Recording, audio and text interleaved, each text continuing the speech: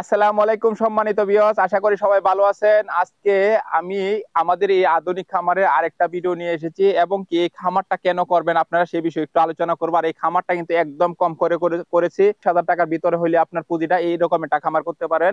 এটা কিন্তু 300 মুরগি প্লাস লালন পালন করতে পারবেন। এই খামারের প্রথম অবস্থা বলি, আধুনিক খামার করার আগে আপনাকে একটা বিষয় জানতে হবে, আধুনিক খামার কেন করবেন আপনি। এই খামারটা কিন্তু আপনার একদমই খরচ কমে করা যায়। দ্বিতীয়ত হচ্ছে কিন্তু এই জিও শিটটা কিন্তু লাস্টিং মিনিমাম 10 বছর। 10 বছরের ভিতরে কিছু হবে না। আরেকটা বিষয় হচ্ছে এই জিও শিটটা কিন্তু আপনি গরমের সময় গরম বা ঠান্ডার সময় ঠান্ডা, এটার ভিতরে কিন্তু এরকম একটা পরিবেশ থাকবে। অনেকে কিন্তু টিনের খামার উপরে দেখছেন আপনার জিও শিট দিচ্ছে, এটা দেওয়ার কারণ হলো টিন যেন অতিরিক্ত গরম হয়ে যেন তাপ সৃষ্টি না করে।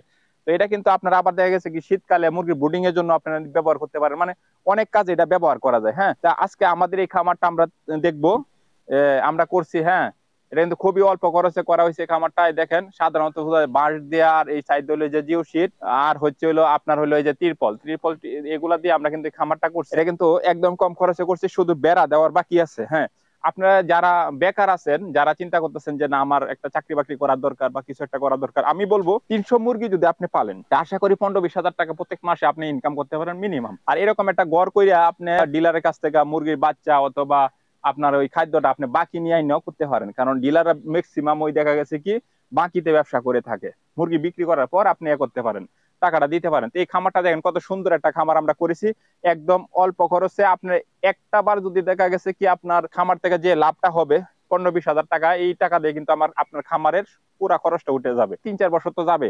জিও শিটটা 10 বছরে কিছু হবে না, কিন্তু এই যে টাকচারটা যেহেতু আমরা বাঁশদা করছি, বাসটা মনে হয় 3-4 বছর যাবে। পরবর্তীতে দেখা গেছে কি এই টাকচারটা নষ্ট হয়ে যেতে পারে, কিন্তু আপনার জিও শিটটা কিন্তু নষ্ট হবে না।